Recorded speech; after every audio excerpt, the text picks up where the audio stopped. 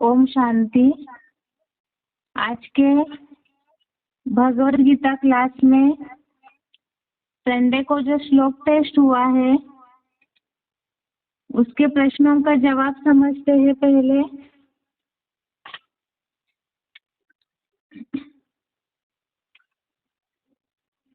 पहला प्रश्न है,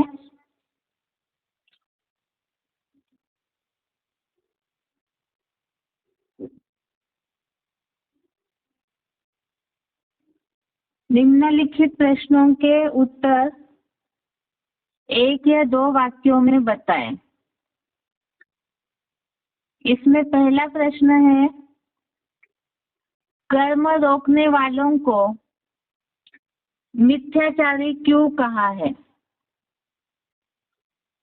कर्म रोकने वालों को मिथ्याचारी क्यों कहा है? इसका जवाब है क्योंकि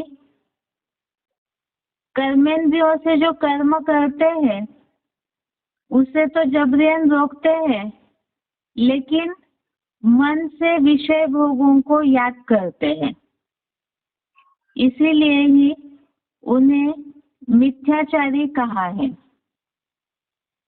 कर्मेंद्रियों से जो कर्म करने हैं उन्हें जबरन रोकते हैं, तो सभी को देखने में तो ऐसे आता है कि ये तो बहुत तपस्वी है, कोई भी कर्म नहीं करते हैं, इंद्रियों पे कंट्रोल है, लेकिन इंद्रियों के जो विषय भोग है उसे मन से याद करते हैं, अर्थात ये दिखावा कर रहे हैं कि हमने कर्मों को रोका है, लेकिन मन से सारे सुखों को याद करते हैं, इसीलिए उन्हें मिथ्याचारी कहा जाता है, दिखावटी कहा जाता है, या जैसे झूठा आचरण करने वाले हैं ऐसे कहा जाता है।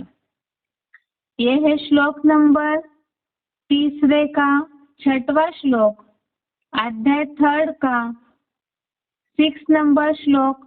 इसमें यह बात आई है कि कर्मेंद्रियों को जबरन रोककर इंद्रिय के भोगों को मन से याद करता हुआ बैठता है, वह मिथ्याचारी है, अर्थात दिखावट कर रहे हैं, लेकिन प्रैक्टिकल वैसे उनकी तपस्वी बनने की स्टेज नहीं होती है। अगला प्रश्न है, इष्ट कामना की कामधेनु क्या है?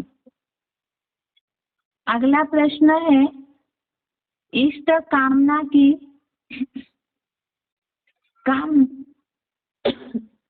इष्ट कामना की कामधेनु क्या है? इसका जवाब है 3 अध्याय का 10वां श्लोक, अध्याय 3 का श्लोक नंबर 10। इससे रिलेटेड इसका जवाब है, इष्ट कामना की कामधेनु है स्वर्गीय अतीन्द्रिय सुख। ईश्वरीय सेवा से जितना सत्व प्रधान सृष्टि की बढ़ोतरी होती है, उससे अतीन्द्रिय सुख की इष्ट कामना जो है उसकी पूर्ति होती है। 3 अध्याय के 10वें श्लोक में ये बात बताई है, यज्ञ सेवा जो है, इस यज्ञ सेवा से अतीन्द्रिय सुख वाली इष्ट कामना की कामधेनु हो, अर्थात उसकी पूर्ति हो जाती है। अगला प्रश्न है, गीता में कर्मों को कैसे करने बोला है? गीता में कर्मों को कैसे करने बोला है? गीता में खास कर्म करने के लिए नियम बताया हुआ है, मन से इंद्रियों को नियमित करके अनासक्त हुआ कर्मेंद्रियों से कर्म योग का आचरण करता है, वह विशेष है। प्रश्न के 7 उत्तर दोबारा रिपीट कर रहे हैं। गीता में कर्मों को कैसे करने बोला है? इसका जवाब है 3 अध्याय का 7वां श्लोक, अध्याय 3 श्लोक नंबर 7। स्थिर मन से इंद्रियों को नियमित करके अनासक्त हुआ कर्मेंद्रियों से कर्म योग का आचरण करता है वह विशेष है। तो गीता में कर्म करने के लिए खास ये बात बताई कि कर्म जो है वो तो करने ही है। प्रकृतिकृत जो भी कर्म है, अनिवार्य जो कर्म है वो तो करने ही है, लेकिन मन को स्थिर करके उसी आधार से इंद्रियों को नियमित करके अनासक्त भाव से जो कर्म योग का आचरण करता है वह विशेष है। अर्थात वैसे कर्म होने चाहिए मन की कंट्रोलिंग पावर के आधार से अनासक्त होकर के कर्म करना है। अगला प्रश्न है, नियत कर्मों को नहीं करने से क्या होगा? चौथा प्रश्न है, नियत हुए कर्मों को नहीं करने से क्या होगा?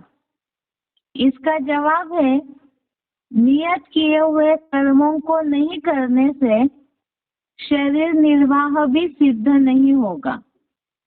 नियत हुए कर्मों को न करने से शरीर निर्वाह भी सिद्ध नहीं होगा। दुनिया में ये तो प्रश्न का जवाब हो गया। बाकी ये प्रश्न के खास पीछे राज ये है कि बहुत ऐसे लोग हैं दुनिया में जो ज्ञान में चलने वालों को यही कहते हैं, ज्ञान में चलने वाले तो सब कुछ छोड़ के बैठ जाते हैं, परिवार की तरफ ध्यान नहीं देते हैं। इस तरह की जो भी बातें उठती है तो उन्हें इस श्लोक से समझा सकते हैं कि वास्तव में हम तो भगवत गीता के अनुसार कर्मों का आचरण करते हैं। और भगवत गीता में खास जो बात बताई है, एक तो अनासक्त भाव होना चाहिए कर्मों में, बिल्कुल ऐसे अटैचमेंट न हो कि छूट ही न पाए। और खास बात है कि नियत किए हुए कर्मों को करना ही है, क्योंकि उसके बिना शरीर निर्वाह सिद्ध नहीं होगा। यह है तीसरे अध्याय का 8वां श्लोक, अध्याय 3 श्लोक नंबर 8। इसमें ये बात बताई है कि नैसर्गिक अर्थात जो प्रकृतिकृत नियत हुए जो फिक्स कर्म है जिससे शरीर चलता है, उन कर्मों को तो करना ही है, क्योंकि शरीर को चलाना है, शरीर का निर्वाह करना है। अगला प्रश्न है 5वां, यज्ञ कर्म करने से क्या क्या फायदे हैं? यज्ञ कर्म करने से क्या क्या फायदे हैं? तो इसमें खास बात है, यज्ञ कर्म करने के लिए खास ये बात बताई हुई है। एक तो यज्ञ कर्म करने से बाकी जो दुनियावी कर्म है वो तो कर्म बंधन में डालते हैं, इसीलिए ही यज्ञ कर्म करना है। क्योंकि यज्ञ कर्म करने से अर्थात ईश्वरीय सेवा का यज्ञ कर्म है, और इसे करने से जो इष्ट कामनाएं हैं उसकी पूर्ति होगी। प्रश्न के साथ उत्तर दोबारा देखिए, यज्ञ कर्म करने से क्या क्या फायदे हैं? इसका जवाब है, यज्ञ कर्म करने से पहली बात तो है कि यज्ञ के सिवाय दूसरे कर्म नरक लोक के कर्म बंधन है, और यज्ञ कर्म करने से इस तरह से कर्म बंधन से मुक्त होते जाएंगे। और दूसरा बताया है कि यज्ञ कर्म से जो इष्ट कामनाएं हैं, अतीन्द्रिय सुख, उसकी पूर्ति होगी। तीसरे अध्याय का 9वां और 10वां श्लोक, अध्याय 3 श्लोक नंबर 9 श्लोक नंबर 10, इसके भावार्थ से जुड़ा हुआ ये जवाब है। सबसे पहले जो बोला है, यज्ञ के सिवाय दूसरे किसी कर्म से यह नरक लोक कर्म बंधन है। अर्थात ईश्वरीय यज्ञ की जो सेवा है उससे कर्म बंधन टूटते जाएंगे, क्योंकि ईश्वरीय सेवा में विश्व कल्याण समाया हुआ है। तो ऑटोमेटिकली उससे बाकी जो दुनियावी बंधन है और टूटते जाएंगे, कर्म बंधन खत्म होते जाएंगे। और दूसरा ईश्वरीय यज्ञ कर्म अर्थात ही यज्ञ सेवा है। ईश्वरीय यज्ञ कर्म ही यज्ञ सेवा है और यज्ञ सेवा से इष्ट कामनाएं अर्थात ही अतीन्द्रिय सुख की प्राप्ति होगी। तो ये दो फायदे हैं। वैसे तो फायदे अनेक है, लेकिन श्लोक में जिसका उल्लेख किया हुआ है, इस बात का खास ध्यान रखें कि भगवत गीता में जो यज्ञ कर्म बोला है, तो दुनिया वाले इस बात को ये सोचते हैं कि लौकिक दुनिया में जो अलग अलग प्रकार के भक्ति मार्गीय क्रियाकांड वाले यज्ञ है, जैसे द्रव्य यज्ञ होता है या आहुति वाला कोई भौतिक यज्ञ होता है, बहुत वैरायटी प्रकार के यज्ञ दुनिया में होते हैं। लेकिन वास्तव में वो यज्ञ जो है, उनमें जो आहुति डाली जाती है, वो जो यज्ञ कर्म करते हैं, तो उससे तो दुनियावी लोगों के बंधन नष्ट नहीं होते हैं। जितनी देर वो यज्ञ करते हैं स्वाहा स्वाहा वाले, तो उतनी देर के लिए ही अल्पकाल की उन्हें शांति की प्राप्ति होती है। लेकिन जो अविनाशी रुद्र गीता ज्ञान यज्ञ है, जो यज्ञ पिता के द्वारा स्थापित होता है, उस ईश्वर के द्वारा स्थापन किए हुए ज्ञान यज्ञ की ईश्वरीय सेवा करने से ही अनेक प्रकार की प्राप्ति होती है, अनेक प्रकार के फायदे होते हैं। उसमें तो खास यज्ञ लोग करते हैं शांति के लिए। तो यहाँ 9वें श्लोक में बताई है बात कि यज्ञ से ऑटोमेटिकली कर्म बंधन यज्ञ सेवा से टूटेंगे, और उसके साथ साथ जितना तन मन धन की सारी आहुति इस यज्ञ में लगाएंगे, उतना अतीन्द्रिय सुख वाली इष्ट कामना की पूर्ति होगी। अगला प्रश्न है 6वां, प्रजापिता ने यज्ञ की स्थापना के साथ साथ क्या निर्माण किया और कब? प्रजापिता ने यज्ञ की स्थापना के साथ साथ क्या निर्माण किया और कब? 3 अध्याय का 10वां श्लोक, अध्याय 3 श्लोक नंबर 10, इसमें ये बात बताई है कि आदिकालीन अर्थात पुरुषोत्तम संगम युग ही सृष्टि का आदि काल है, और इस आदि काल में ही प्रजापिता ने यज्ञ की स्थापना की और उसके साथ साथ मानसी प्रजा को निर्माण किया। सृष्टि का आदि काल अर्थात ही पुरुषोत्तम संगम युग है।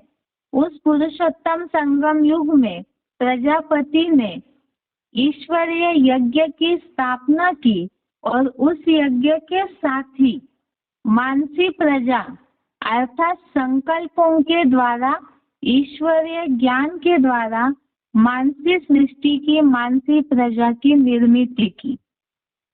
3 अध्याय का 10वां श्लोक, अध्याय 3 श्लोक नंबर 10, इससे जुड़ा हुआ, इससे रिलेटेड इस प्रश्न का जवाब है प्रजापिता ने यज्ञ की स्थापना के साथ मानसी प्रजा की निर्मित की और पुरुषोत्तम संगम युग यही सृष्टि का आदि काल है, उस समय में निर्मित की। अगला प्रश्न है 7वां, प्रजापिता ने प्रजा से क्या करने बोला और क्यों? 7वां प्रश्न है, प्रजापिता ने प्रजा से क्या करने बोला और क्यों? ये भी इसी श्लोक से रिलेटेड जवाब है। 3 अध्याय का 10वां श्लोक, अध्याय 3 श्लोक नंबर 10, इसमें ये बात आई है, उस मानसी प्रजा को पैदा करके प्रजापति ने कहा, अविनाशी रुद्र ज्ञान यज्ञ से सत्व प्रधान सृष्टि की वृद्धि करो। अविनाशी रुद्र ज्ञान यज्ञ से सत्व प्रधान सृष्टि की वृद्धि करो, यह यज्ञ तुम्हारी अतीन्द्रिय सुखों वाली इष्ट कामना की कामधेनु हो। यहाँ तो खास यदि हम, ये तो क्लैरिफिकेशन सहित अर्थ है इस श्लोक का, बाकी दुनिया को समझाने के हिसाब से तो ये जो यज्ञ निर्माण हुआ है उस यज्ञ की वृद्धि करने बोला है, बढ़ोतरी करने बोला है। अर्थात यज्ञ सेवा करेंगे तो इस यज्ञ की बढ़ोतरी होगी और साथ में ही इस यज्ञ से ही इष्ट कामना की कामधेनु हो, अर्थात इष्ट कामनाओं की पूर्ति होगी। और यहाँ ज्ञान के हिसाब से इसका भावार्थ है जो हमने श्लोक समझते समय समझा था कि इस अविनाशी रुद्र ज्ञान यज्ञ से वास्तव में ज्ञान का ही यज्ञ है और ज्ञान की सेवा ही वास्तव में इस रुद्र ज्ञान यज्ञ की असली सेवा है। ईश्वरीय सेवा अर्थात ही ईश्वर का ज्ञान अनेकों को सुनाकर बाप का परिचय देना और उससे सत्व प्रधान सृष्टि की वृद्धि करो। अर्थात सिलेक्टेड पॉइंट में भी हमने इस बात को समझा था। अव्यभिचारी ज्ञान शिव बाबा की याद में सुनाया हुआ केवल बाप का परिचय देना, इसी लक्ष्य से सुनाया हुआ ज्ञान जो है उस ज्ञान से सत्व प्रधान सृष्टि की अर्थात ब्राह्मणों की बढ़ोतरी होगी और ऐसी जो ईश्वरीय ज्ञान यज्ञ की ज्ञान की सेवा करेंगे और साथ ही साथ तन मन धन की पूरी आहुति जो लगाएंगे तो उतना ही इंद्रियों से परे अतीन्द्रिय सुख वाली इष्ट कामनाओं की पूर्ति होगी। इसीलिए प्रजापति ने प्रजा से यही बोला सत्व प्रधान सृष्टि की वृद्धि करो, और इसलिए बोला ताकि इष्ट कामना की पूर्ति हो। अगला प्रश्न है 8वां, यज्ञ कर्म तो करना है परंतु मुख्य शर्त क्या है? यज्ञ कर्म तो करना है लेकिन वो यज्ञ कर्म करने में खास शर्त क्या है? इसका जवाब है यज्ञ कर्म करने के लिए खास शर्त है दैहिक आसक्ति छोड़ना। यज्ञ कर्म करने के लिए खास शर्त है दैहिक आसक्ति छोड़ना, और उस आधार से ही जो अविनाशी रुद्र गीता ज्ञान यज्ञ का कर्म करेंगे तब ही जो प्राप्ति होनी चाहिए वो होगी। इसे हमने पॉइंट में भी देखा था। यहाँ बोला था पॉइंट में शिव बाबा ने करो सेवा तो मिले मेवा, ईश्वरीय सेवा से खुशी का मेवा, और ये तो वर्तमान में खुशी और भविष्य में अतीन्द्रिय सुख की अविनाशी प्राप्ति होगी। तो उसके लिए जरूरी है दैहिक आसक्ति अर्थात देहभान छोड़ना, और इसे हमने पॉइंट्स में भी समझा था। मैंपन का त्याग, स्वार्थ युक्त भावनाओं का त्याग, अर्थात यज्ञ सेवा ईश्वरीय सेवा जब करते हैं दैहिक आसक्ति छोड़ना अर्थात देहभान को छोड़ना, और देहभान को छोड़ना अर्थात ही मैंने किया, मेरी सेवा है या सेवा पे मेरापन तेरापन आया तो ये देहभान हुआ, आसक्ति हुई। उसके साथ साथ स्वार्थ युक्त सेवा करना तो ये भी दैहिक आसक्ति हुई। इसके साथ साथ ही जहाँ कहीं भी सेवा का फल प्राप्त करने की इच्छा होती है तो ये भी दैहिक आसक्ति हुई, जिसके लिए हमने इसके रेफरेंस के लिए श्लोक देखा था, दूसरे अध्याय का 43वां श्लोक, जिसमें बोला है कर्मणे वाधिका रस्ते माँ फलेषु कदाचन, अर्थात कर्म तो करना है लेकिन फल की अपेक्षा नहीं रखनी है। तो ऐसे अनासक्त होकर सेवा करेंगे तब वही भविष्य के लिए जमा का खाता होगा। तो ईश्वरीय यज्ञ सेवा करने के लिए खास शर्त है दैहिक आसक्ति छोड़ना। अगला प्रश्न है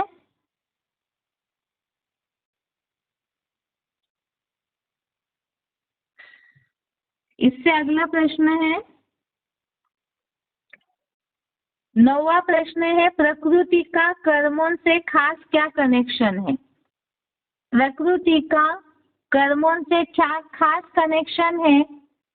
इसका जवाब है प्रकृतिकृत जो 3 गुण है उसके कारण ही, प्रकृतिकृत गुणों के कारण ही इंद्रियों से बर्बस ही सब प्रकार के कर्म करने पड़ते हैं। प्रकृति का कनेक्शन कर्मों से यही है कि प्रकृतिकृत गुणों के कारण इंद्रियों से बर्बस सब प्रकार के कर्म करने पड़ते हैं। अर्थात प्रकृति सत्वस्तम इन 3 गुणों से आवर्तन करती है। मतलब जैसे जैसे युग बीतता है वैसे प्रकृति अर्थात इस शरीर जो पंचभूतों का पुतला है उसके ऊपर समय के चक्र के अनुसार सतो रजो तमो इन गुणों का असर होता है और इन गुणों के कारण प्रकृति जुड़ी हुई है। तो उसके कारण प्रकृति को, इंद्रियों को बर्बस कर्म करने पड़ते हैं। ये तीसरे अध्याय का 5वां श्लोक है, अध्याय 3 श्लोक नंबर 5। इससे जुड़ा हुआ जवाब है प्रकृति का कर्मों से क्या खास कनेक्शन है। अगला प्रश्न है 10वां, मिक्स करके ज्ञान सुनाने से क्या होगा। 10वां प्रश्न है मिक्स करके ज्ञान सुनाने से क्या होगा। इसके लिए खास तीसरे अध्याय के 10वें श्लोक में बात आई है सत्व प्रधान सृष्टि की वृद्धि करो। अध्याय 3 श्लोक नंबर 10 में खास प्रजापति ने प्रजा से कहा है सत्व प्रधान सृष्टि की वृद्धि करो। और ये सृष्टि की वृद्धि तभी होगी जब अव्यभिचारी ज्ञान सुनाएंगे। इसे हमने अभी भी समझा है, श्लोक समझते समय भी समझा था कि सत्व प्रधान सृष्टि की वृद्धि तब होगी जब अव्यभिचारी याद, शिव बाबा की याद में ज्ञान सुनाएंगे तो जो भी निकलेंगे वो शिव बाबा से जुड़ेंगे। इससे रिलेटेड हमने आवेगपानी का पॉइंट भी सुना था, समझा था, जिसमें बाबा ने बोला है कि जिनको सहयोग दे रहे हैं ईश्वरीय सेवार्थ तो उनका आकर्षण जो सहयोग देने वाला है उनकी तरफ न जाए, बाप की तरफ जाए। अगर देहधारी की तरफ आकर्षण जाता है या उनकी तरफ ही भावना निर्माण होती है, इसका मतलब देहधारी जो द्वापर युगी गुरु है उनकी तरह काम किया और बाप से विमुख किया, ऐसी शूटिंग हो जाती है। यहाँ सत्व प्रधान सृष्टि की वृद्धि तभी हो सकती है जब मिक्स करके ज्ञान नहीं सुनाएंगे। अगर मिक्स करके ज्ञान सुनाएंगे तो व्यभिचारी ज्ञान होगा और व्यभिचारी ज्ञान होने से ब्राह्मणों में भी अलग अलग कैटेगरीज के जो 9 कुरियों के ब्राह्मण हैं वो तैयार होंगे। जो खास स्वर्ग स्थापना के लिए जो सात्विक ब्राह्मण होने चाहिए उनकी निर्मित नहीं हो पाएगी। 10वां प्रश्न है मिक्स करके ज्ञान सुनाने से क्या होगा। तो मिक्स करके ज्ञान सुनाने से सात्विक ब्राह्मण तैयार नहीं होंगे, अलग अलग कैटेगरी के ब्राह्मण तैयार होंगे। व्यभिचारी ज्ञान सुनाने से उसी प्रकार के ब्राह्मण तैयार होंगे। अगला प्रश्न है 11वां, अध्याय 18 का श्लोक नंबर 6, 18 अध्याय श्लोक नंबर 6। इसके अनुसार अनिवार्य कर्म करने के लिए भी क्या खास ध्यान रखने बोला है। 18वें अध्याय का 6वां श्लोक, इसमें खास बात अनिवार्य कर्म करने के लिए खास क्या ध्यान रखने बोला है। इसमें खास बात बताई है 18 अध्याय के 6 नंबर श्लोक में, आसक्ति और कर्म फलों की इच्छा को त्याग कर कर्म करना चाहिए, ऐसा मेरा निश्चित उत्तम मत है। तन धन धाम आदि की आसक्ति और कर्म फलों की इच्छा को त्याग कर कर्म करना चाहिए, तो ऐसा ही सर्वस्व त्याग रूप सन्यासी मेरा निश्चित उत्तम मत है। तो भगवान ने खास इसमें बताया है, अनिवार्य कर्म तो करना है, जो बताया शरीर निर्वाह के लिए तो कर्म करना ही है, नियत किए हुए कर्मों को करना ही है, लेकिन उसमें खास बात तन धन धाम की आसक्ति और फल की इच्छा को छोड़ करके सर्वस्व त्यागी बनकर जो कर्म करते हैं तो वही उचित है। अगला प्रश्न है अध्याय 5 का श्लोक नंबर 8, 9 और 13। अध्याय 5 श्लोक नंबर 8, 9, 13।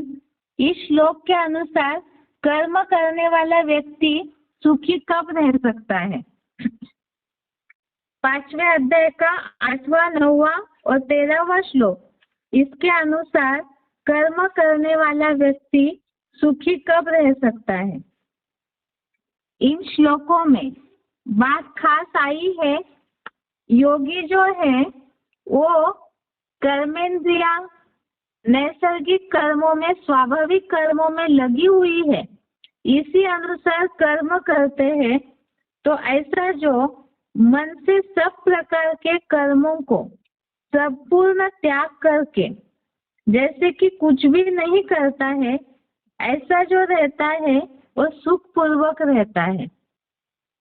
एक तो पहली बात, योगी जो है वो सारे स्वाभाविक कर्मों में कर्मेंद्रिया लगी हुई है, इस प्रकार आत्म ज्योति में स्थिर रह करके कर्म करता है और मन से सारे ही कर्मों को संपूर्ण रीति से त्याग करके जैसे कि कुछ भी नहीं करता है, तो वह सुख पूर्वक रहता है। इसीलिए ही यहाँ खास बात बताई है, अनिवार्य कर्म करने की। जो व्यक्ति आत्मिक स्थिति में रहकर मन से सारे कर्मों की आसक्ति को छोड़ता है, तो वही व्यक्ति सुखी रह सकता है। 13वां प्रश्न है, कर्म योगी की तो आसक्ति क्यों हट जाती है? कर्म योगी की आसक्ति क्यों हट जाती है?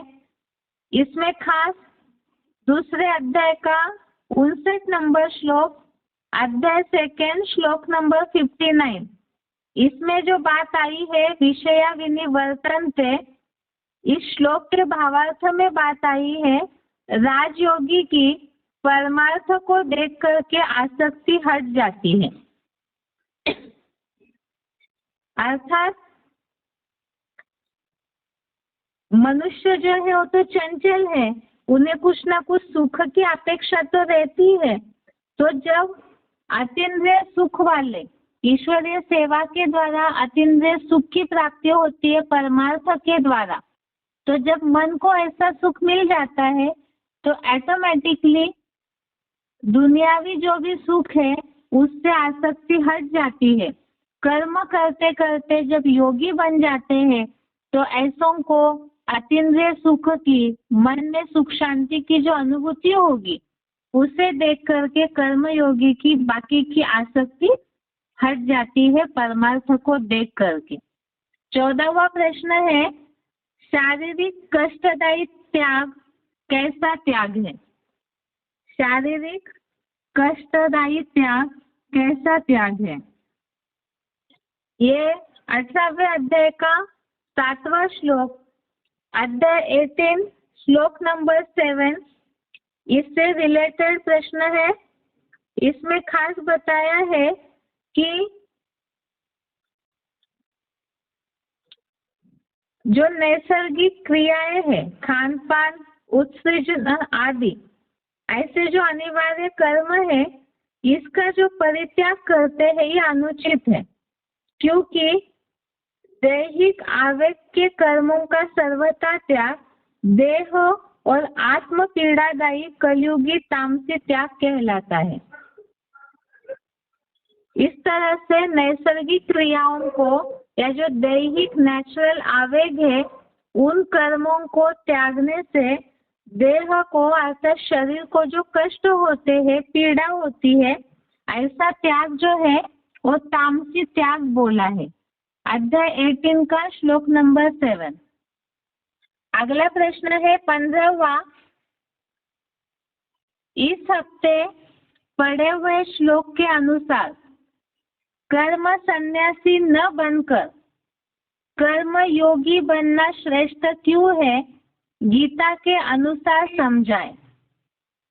इस हफ्ते पढ़े हुए श्लोक में श्लोकों के अनुसार कर्म सन्यासी न बनकर कर्म योगी बनना क्यों श्रेष्ठ है, गीता के अनुसार समझाए। इसमें खास बात तो तीसरे अध्याय के श्लोक नंबर 5 से लेकर के श्लोक नंबर 8 तक पूरे श्लोकों का रेफरेंस है। जैसे कि कर्म सन्यासी क्यों नहीं बनना है, सबसे पहली बात, तभी कर्मयोगी बनने का महत्व समझा पाएंगे। सबसे पहली बात तो है कि ये शरीर प्रकृति का बना हुआ है, पंचभूतों का बना हुआ है, और प्रकृति के जो गुण है सतो रजो तमो, इसके कारण नेचुरली ही सभी को ही कर्म करने ही पड़ते हैं। क्योंकि कोई भी व्यक्ति, भगवत गीता में खास ये बात बताई है, कोई भी व्यक्ति क्षण भर भी अनिवार्य कर्म किए बिना नहीं रह पाता है। इसीलिए ही प्रकृतिकृत गुणों के कारण सबको कर्म करने ही पड़ते हैं। और ऐसे कर्मों को करना छोड़ करके, जो भी अभी 8वें अध्याय का श्लोक भी हमने देखा 6वें नंबर का, ऐसे जो दैहिक आवेग है 7वें नंबर के श्लोक में अभी जो पढ़ा, दैहिक आवेगों को जो नेचुरल क्रियाएं हैं उनको जबरियन अगर रोकते हैं तो शरीर को कष्ट होंगे, और वो तो तामसीपना है। और सात्विक बनना है, वास्तव में योगी इसलिए बनते हैं, कर्मों की करने की आवश्यकता सबको इसलिए है, सब सुख शांति की ओर दौड़ रहे हैं, इसीलिए हठ योगी भी तो प्रयास करते हैं। और इसीलिए ही प्रकृतिकृत कर्मों को गीता के अनुसार छोड़ना है ही नहीं। लेकिन ऐसे भी है जो कि हठ योगी बन करके कर्मेंद्रियों को जबरियन रोक देते हैं, लेकिन मन से याद करते रहते हैं। तो ऐसी दिखावट करने से तो कोई फायदा नहीं है। और देह निर्वाह का जो धंधा करना है उसके लिए तो किसी से मांगना भी नहीं है। इसीलिए खास भगवत गीता में बताया हुआ है कि प्रकृति के अनुसार अगर कर्म नहीं करेंगे तो तुम्हारा शरीर निर्वाह भी सिद्ध नहीं होगा। शरीर निर्वाह के लिए मांगते रहेंगे तो बोला तो है कि मांगने से मरना भला। इसीलिए ही शरीर निर्वाह का कर्म तो करना ही है, इसमें हठयोगी बनने की बात नहीं है। लेकिन वो कर्म करते हुए भी खास भगवत गीता में बताया है, मन से इंद्रियों को नियमित करके, संकल्पों से संन्यास करके, सर्व संकल्प संन्यस्त योगी भवति कश्चन, ये जो भगवत गीता में बोला है इसके अनुसार मन से स्थिर मन करके, इंद्रियों को नियमित करके, जो अनासक्त होता है विषय भोगों से, इंद्रिय भोगों से, तो ऐसा जो कर्मेंद्रियों से कर्मयोग का आचरण करता है वही विशेष है। क्योंकि कर्म सन्यासी बनेंगे, कर्मों को छोड़ेंगे तो देह निर्वाह का धंधा छोड़ेंगे, और देह तो चलाना ही है क्योंकि शरीर को प्रकृति का नियम है, इस शरीर को चलाना है तो उसका निर्वाह करना है। अब उसके लिए अगर मांगेंगे, हठयोगी बनेंगे, देह को कष्ट देंगे, जबरियन दैहिक आवेगों को रोकेंगे, तो एक तो वो आसुरीपना है, तामसीपना है। और साथ में ऐसा कोई भी व्यक्ति नहीं है सृष्टि पर जो इस तरह से पूरी तरह से अपने इंद्रियों पर कंट्रोल करे। तो फिर ऑटोमेटिकली ही विषय भोगों को मन से याद करते हैं कर्म सन्यासी। उससे तो अच्छा है कि मन से ही सब बातों को छोड़ करके अनासक्त होकर के कर्म योग का आचरण करे। तो यही गीता में विशेष मान्य है या श्रेष्ठ है, ऐसे बताया हुआ है। तीसरे अध्याय का 5 नंबर श्लोक से श्लोक नंबर 8 तक इसका जो सार है भावार्थ का, यही इस प्रश्न का जवाब है। कर्म सन्यासी न बनकर के कर्म योगी बनना ही श्रेष्ठ है।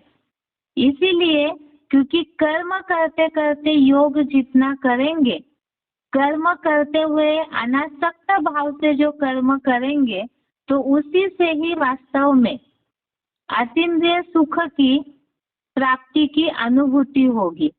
जो बताया है दूसरे अध्याय के 59 नंबर श्लोक में कि परमार्थ को देख करके ऑटोमेटिकली बाकी सारी आसक्ति भी हट जाती है।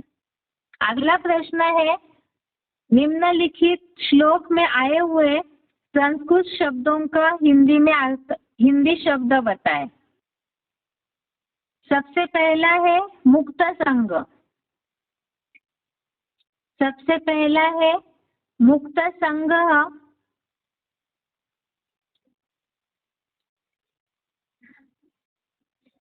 इसमें खास शब्द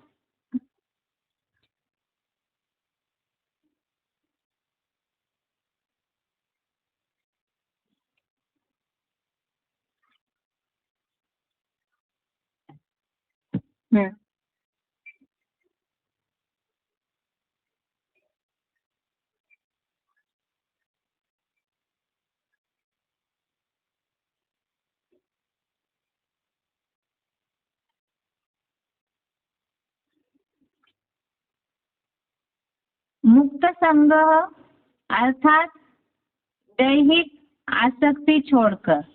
खास तो यहाँ है मुक्त संग अर्थात आसक्ति छोड़ करके।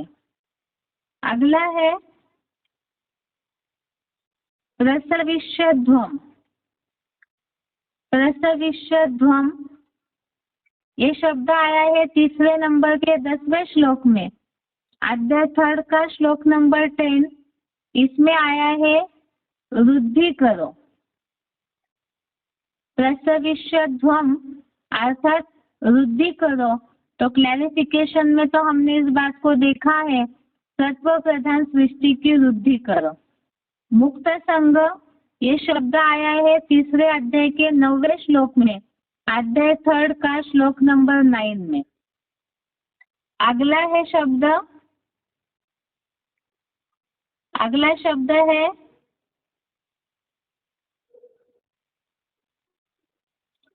शरीर यात्रापि। शरीर यात्रापि तीसरे अध्याय का 8वां श्लोक, अध्याय 3 श्लोक नंबर 8। इसमें आया हुआ है शरीर निर्वाह भी। शरीर यात्रापि अर्थात शरीर निर्वाह भी। चौथा प्रश्न है विमूढ़ात्मा। चौथा है विमूढ़ात्मा अर्थात महामूर्ख पुरुष। महामूर्ख पुरुष तीसरे अध्याय का 6वां श्लोक, अध्याय 3 का 6 नंबर श्लोक में शब्द है विमूढ़ात्मा। अगला प्रश्न है प्रकृते जय गुणे। अगला प्रश्न है प्रकृते जय गुणे।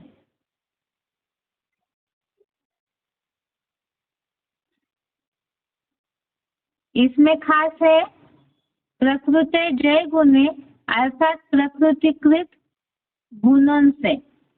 प्रकृते जय गुणे तीसरे अध्याय का 5वां श्लोक, अध्याय 3 का श्लोक नंबर 5। इसमें ये शब्द आया है प्रकृतिकृत गुणों से। अगला प्रश्न है निम्नलिखित प्रसंगों के लिए श्लोक बताएं। निम्नलिखित प्रसंगों के लिए श्लोक बताएं। पहला है प्रकृति के गुणों के कारण बर्बस कर्म करने पड़ते हैं। प्रकृति के गुणों के कारण बलवश कर्म करने पड़ते हैं। तीसरे अध्याय का 5वां श्लोक, श्लोक नंबर 5। श्लोक है, नहीं कश्चित् क्षणमपि जातु तिष्ठति अकर्मकृत् कार्यते ह्यवशः कर्म सर्वः प्रकृति जय गुणे। अर्थात निसंदेह कोई व्यक्ति क्षण भर भी मल मूत्र त्याग आदि अनिवार्य कर्म किए बिना नहीं रह पाता, क्योंकि प्रकृतिकृत सर्वकालीन सत रज तम में से कोई भी प्रधान गुणों सहित इंद्रियों से बलवश सब प्रकार के कर्म करने पड़ते हैं। अगला प्रश्न है, शरीर निर्वाह का कर्म छोड़ निष्क्रिय बैठने वाले हठ योगी है। शरीर निर्वाह का कर्म छोड़ निष्क्रिय बैठने वाले हठ योगी है।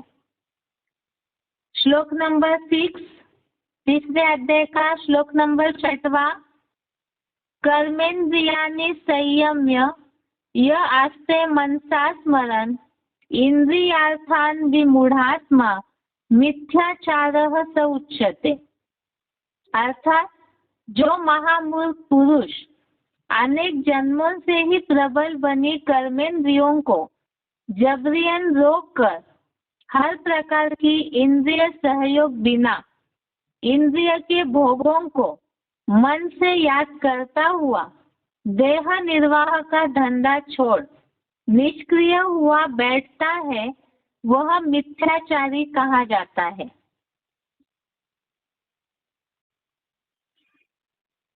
अगला प्रश्न है, अनासक्त कर्म योगी गीता अनुसार विशेष है। अनासक्त कर्म योगी गीता अनुसार विशेष है।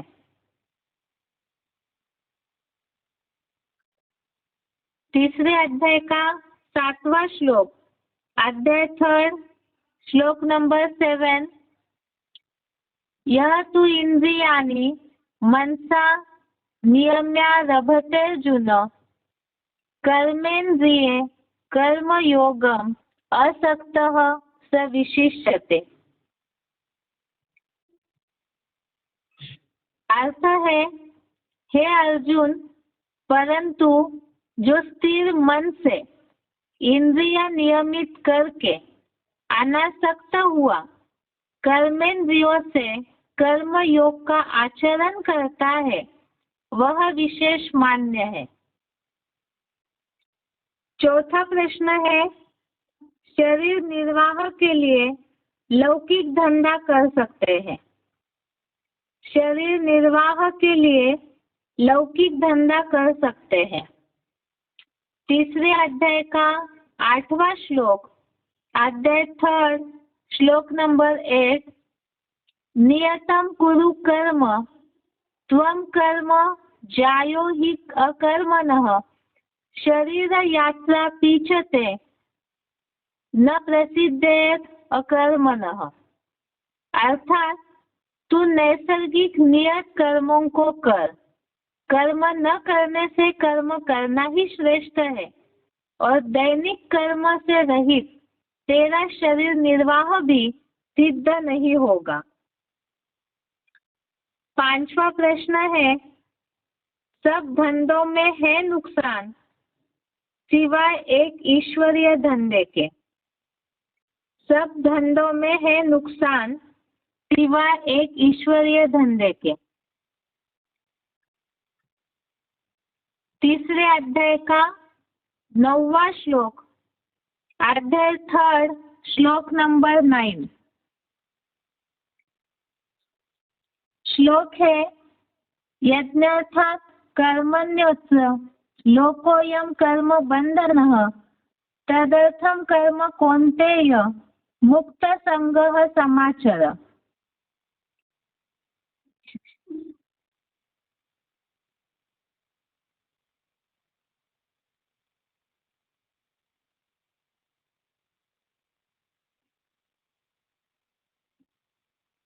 श्लोक है तीसरे अध्याय का 9वां श्लोक, यज्ञार्थात् कर्मण्योऽत्र लोकोऽयं कर्म बंधनः तदर्थम कर्म कौन्तेय मुक्त संग समाचार।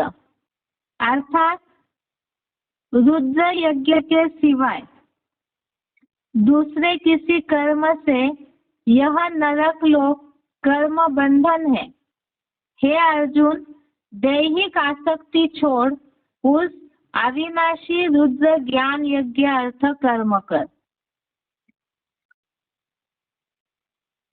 अगला प्रश्न है, यज्ञ सेवा से ही इष्ट कामना की पूर्ति होगी। यज्ञ सेवा से ही इष्ट कामना की पूर्ति होगी। तीसरे अध्याय का 10वां श्लोक, अध्याय 3, श्लोक नंबर 10। सह यज्ञः प्रजा सृष्ट्वा पुरोवाच प्रजापति अनेन प्रसविष्यध्वमेश वो अस्तु इष्ट कामधुक।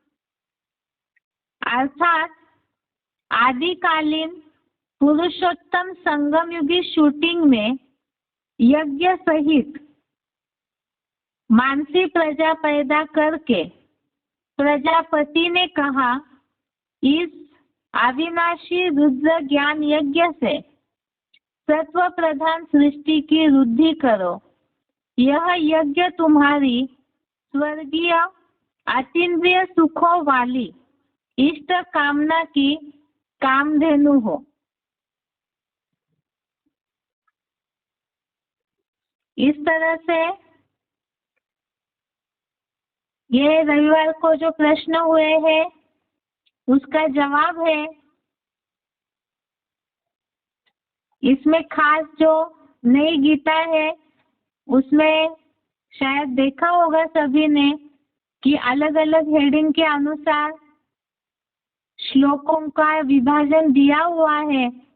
तो इसी अनुसार अगर श्लोकों की तैयारी करते हैं तो दुनिया वालों को समझाने के हिसाब से भी आसान हो जाएगा। जिसमें खास तो सारी दुनिया कर्मों के पीछे ही लगी हुई है। और जैसे हमने बेसिक कोर्स में भी समझा था कि क्या कर्म करना चाहिए और क्या नहीं करना चाहिए, इसी में सब चकराए हुए हैं। और ज्यादातर दुनिया वाले जो ज्ञान में चलने वाले उनके हिसाब से भी अलग अलग प्रकार की भावनाएं रखते हैं। तो यदि हम इन कर्मों की थ्योरी वाले श्लोकों को सही रीति से मुरली पॉइंट्स के आधार से समझते हैं और दुनिया वालों को समझाने के हिसाब से तैयार करते हैं, क्योंकि ये तो हमने पहले भी समझा है, गीता के भगवान की प्रत्यक्षता गीता के आधार से ही होगी।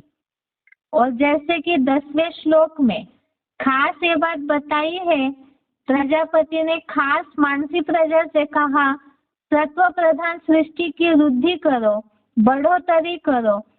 तो जितना जितना हम ईश्वरीय ज्ञान की थ्योरी को, ईश्वरीय ज्ञान में जो कर्म की थ्योरी बताई हुई है उसे सही रीति से समझेंगे, शिव बाबा की बातों को गहराई से गीता के आधार से समझेंगे, मूल्यों से टैली करके, तो उतना ही हम शिव बाबा का अच्छा परिचय दे सकते हैं दुनिया वालों को।